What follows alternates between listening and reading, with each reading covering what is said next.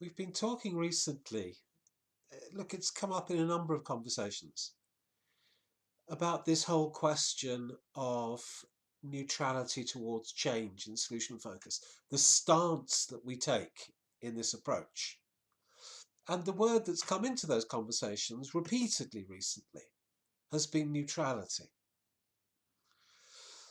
And I'm aware that I've never really talked very much about this word neutrality, not really thought very much about this word neutrality.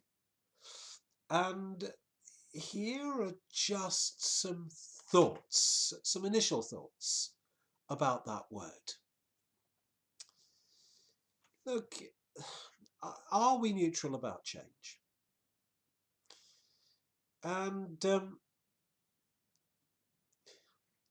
I mean, in some ways, of course, I'm not.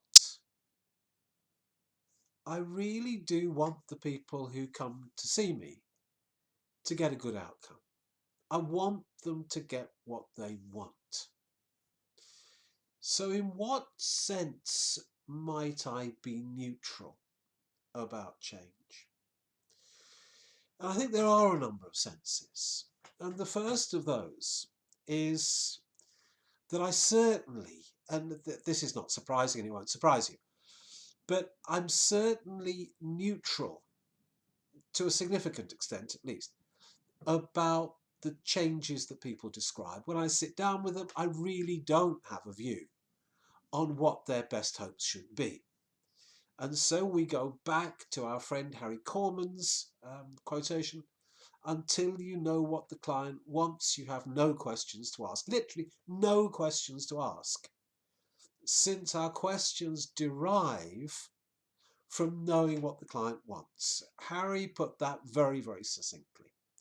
So I'm certainly neutral about what sort of change the client wants.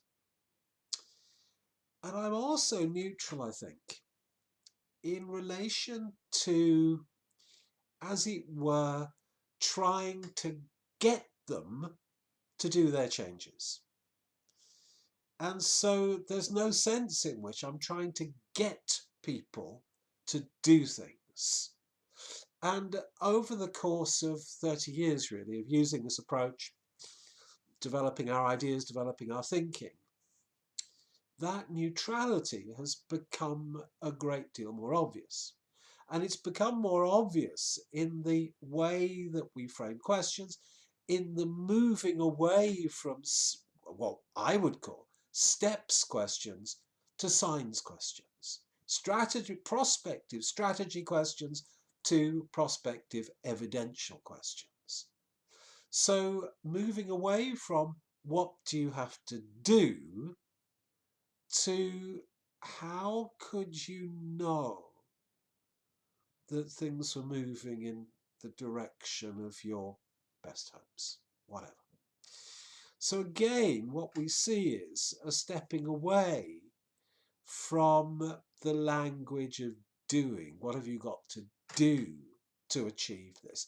With the assumption, of course, as we use that question, that people do have to do something. When I'm asking, how could you know? Well, it's not asking people to do anything, merely to describe how they could know. So I think that's a difference. And I think in terms of neutrality, I think the other area of neutrality, and it's a sort of neutrality, is when people describe changes they've already made. Look, in some senses, if someone comes back to a second session or a third session or whatever, and I've asked, so what's been better since we last spoke?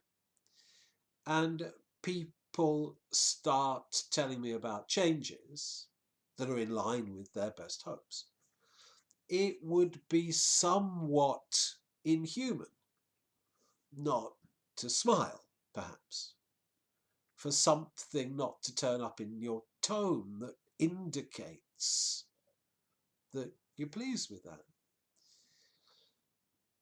However, what I really, really, really want to do is to centralize the client's view on the change. And so very often a question that I'll ask is, okay, and were you pleased with the way you talked to your manager on that day? So thereby putting the client's own view, their own evaluation of the achievement, central in the conversation. Were you pleased? And that's the point. Were they pleased? And very often, if you're listening right, people say yes. And so on you go saying, so what in particular were you pleased about? And what did you do to have that happen? And what does it tell you about yourself? So developing a conversation, and obviously being persistent in each of those frames. But the legitimation for the questioning comes from the acceptance, the acknowledgement by the client that they were pleased. So in exactly the same way, Harry Corman, until you know what people want, you have no questions to ask. So just like in an initial session, you have no questions to ask until we find out from people. People state what their best hopes are. That's a better way to put it. In a follow-up session, the legitimation for the questions comes from the client's own acknowledgement that they were pleased with it and that it actually is moving in the right direction. It really is the difference between, at some level, or another part of the difference, is the distinction between cheerleading and self-complimenting. I really do think that we have moved away in this approach from cheerleading, and we've moved towards a position that is better described as inviting people into a position of self-complimenting. I think it was Brian Cade who worked at the Family Institute in Cardiff in the UK, who then was in private practice in Sydney in Australia and subsequently has come back to the UK. I think it was Brian who said that when people change, that we shouldn't steal all the pleasure. The proposal is that in some senses there's only a certain amount of pleasure to go round. And if I take all the pleasure as the worker, then all it leaves the client with is skepticism. Someone says they got out of bed earlier. If I start leaping up and down with excitement, saying, wow, you did that, that's great, that's terrific, I'm so impressed, then clearly the service user begins to sit back and, having had a quick wonder about what their worker might be on today, they then begin to step into skepticism. It wasn't that great. All I did was get up earlier. So in some senses, if we step out of our neutrality and steal all the pleasure, all the being impressed at that level, then actually it makes things more difficult for the client. But if we go back to a first session, the neutrality about change, the last thing I'd probably say about it, I think there's more to be said. I'm not sure I've said everything that needs to be said today.